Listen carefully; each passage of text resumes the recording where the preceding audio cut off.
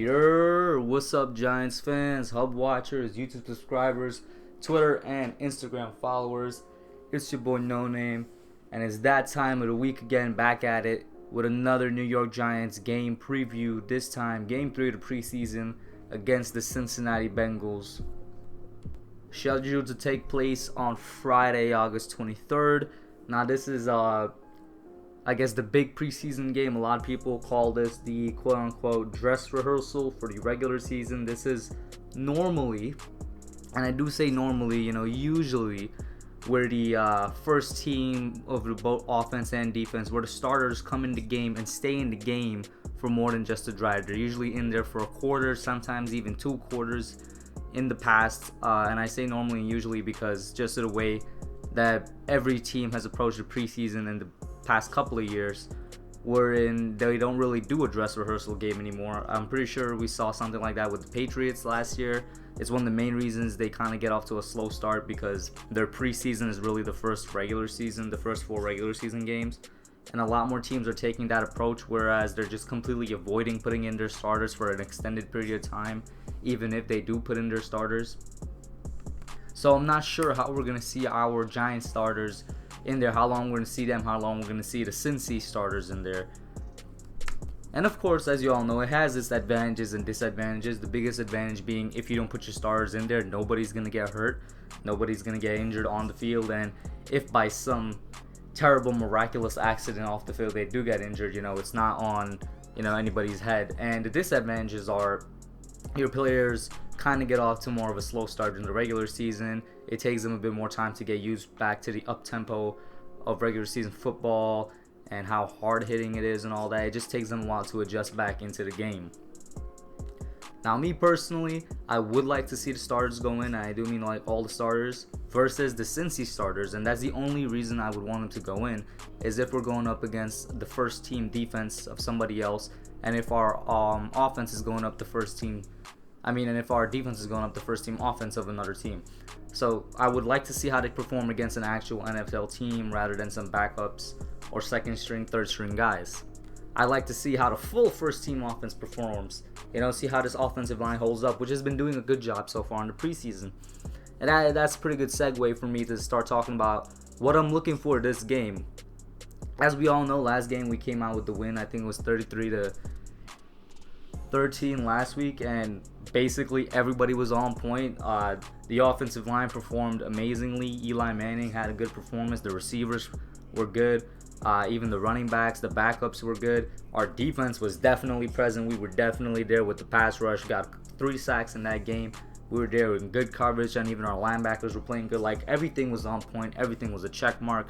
I believe my thumbnail for the last video, where I have the little title in the thumbnail, was a team that checks all the boxes, because that's basically what we were last week.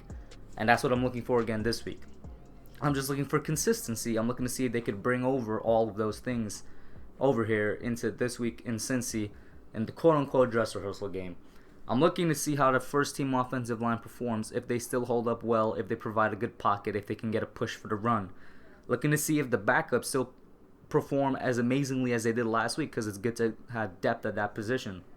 Looking to see that Eli performs consistently and consistently above average. I don't want him to be an average quarterback. I don't want him to be scared. I don't want him to be running around and getting sacked. I want him to make good reads, throw to open receivers, and make checkdowns only when when the play calls for it. When there's nobody open down for you, you check down right back here. If Saquon plays, which I'm still not sure if he's going to, Pat Shermer's response to that question was, we're going to let that reveal itself. And that could literally mean anything. It could mean, oh yeah, he's not going to play, or it could mean he is going to play, and I just want to add some suspense to it. But if Saquon does play, there's nothing to look for from this dude. He's Saquon, guys. What can I say? I'm just going to look to see he continues his performance from last year. That's all I could really say. If we got Wayne Gallman in there, who was facing some sort of injury last week, or a muscle strain or something, or whichever backup running back is in there, I'm looking to see that they hit the holes correctly and they make right reads with the offensive line. They have good chemistry there and they run hard. On the defensive side, same thing as last week. Like I said, this week right here, it is a dress rehearsal, but it's also a continuation from what we did last week, a continuation from our successes. I'm mainly looking forward to see if we could carry over the energy that we had last week and just how well we were playing last week on the defensive side. We had 3 sacks last week. I'm not asking for 3 sacks again. I'm asking for a pass rush.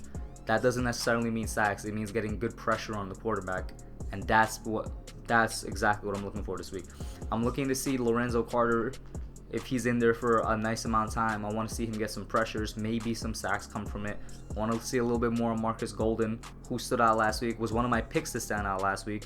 You know, don't call me Nostradamus or anything, but the 3 players I said to watch out for, Dexter Lawrence, Marcus Golden, O'Shane Zimenez, they each came up big last week. I believe they're going to have good games again. But on the defensive side, I really think players you should watch out for, and it would be a miracle if I call out these guys and I'm right again, would be Lorenzo Carter, because he got really close to the quarterback last week, and I think he's going to get to the quarterback this week. Grant Haley, who had a couple good plays last week, and I feel like he's been a bit quiet. I also feel like he's going to get a bit more playing time since he may or may not have that starting slot cornerback role wrapped up. And Julian Love, because he's been performing really well in both spots of the safety and slot corner, but I think he shows more potential in safety, surprisingly. Maybe Janoris Jenkins, but my 3 main guys are Lorenzo Carter, Grant Haley, Julian Love. I feel like they're poised for a breakout game, especially Carter last week. I mean, guys, just go look at the tape. This guy was getting to the quarterback, but he was just like a second away from a sack like 1 or 2 times last game. And he's going to be coming with that same energy again, because everybody on his team got a sack except for him, and you already know he's hungry for it, man. He's hungry. And on the cornerbacks there, which I briefly touched upon, not necessarily interceptions, but do what DeAndre Baker did in college. Play lockup defense, don't allow a lot of passes, don't allow that many touchdowns, preferably allow 0 touchdowns. But out of Grant Haley, what I'm looking for is some nice pass breakups, good coverage, sticky coverage like he's been doing in training camps and OTAs, and maybe an interception, but I'm not expecting that much. I'm not asking for that much. I'm just looking for good defense. Want to see how this young secondary has improved over the course of not only the summer, but these preseason games where they've really been exposed to NFL caliber competition. Now, am I looking for a win? If you're new to the channel, you might be asking yourself that. If you're not, you already know the answer for that is no, I'm not. I never look for a win in preseason games. I look to see how the players perform individually and how their chemistry builds with their teammates so they perform well as a team. That's what I always look for. If we get a win out of it, that's nice. I don't really care because wins in the preseason mean nothing, guys. I mean, the last time we had a really good preseason was 2017. I'm pretty sure we went 4-0, and that was the same season we went 3-13 in the regular season. So I'm not really looking for a win. It'd be nice if we get it. Of course it would, especially because it would help build something that we haven't had in a while in that locker room. That's a winning culture. Oh, my bad there. That's a winning culture. And by racking up these wins, Shermer said it twice now. Because of our 2 preseason wins, he said, you fight for the fight and you play for that nice feeling at the end of the game of success. And that builds that brotherhood in the locker room. That builds everybody's energy, everybody's chemistry. It makes everybody feels good. Team morale comes up. Shermer knows what he's doing, So it's good to have a win, but I'm not looking out for it. So that's what I got from my Giants versus Bengals preseason week 3 preview, guys. Let me know what you all think down below in the comments. Let me know what you think about my picks for standout players at the games. I'm hoping to go 3 for 3 again. Call me Nostradamus if you want to. But that's what I got for y'all today.